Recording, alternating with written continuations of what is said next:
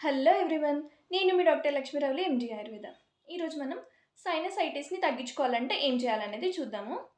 ఇంతకుముందు వీడియోలో నేను రికరెంట్ కాఫ్ అండ్ కోల్డ్కి ఏమేం రెమెడీస్ ఉన్నాయనేది చెప్పాను కదా. సేమ్ అంటే ఈ కండిషన్లో కూడా మనకి రన్నింగ్ నోస్ కానీ స్నీజింగ్స్ కానీ ఎక్కువగా ఉంటాయి కాబట్టి అవే రెమెడీస్ ఇక్కడ కూడా వర్కౌట్ అవుతాయి. దాంతోపాటు రాత్రి పడుకునేటప్పుడు ఖచ్చితంగా పసుపు పాలు తాగి పడుకోండి.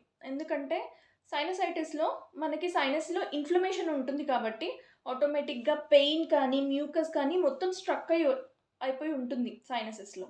సో ఆ మ్యూకస్ని అంతా మనం బయటికి తీసేయాలి అంటే పసుపు చాలా బాగా యూజ్ అవుతుంది దానికి.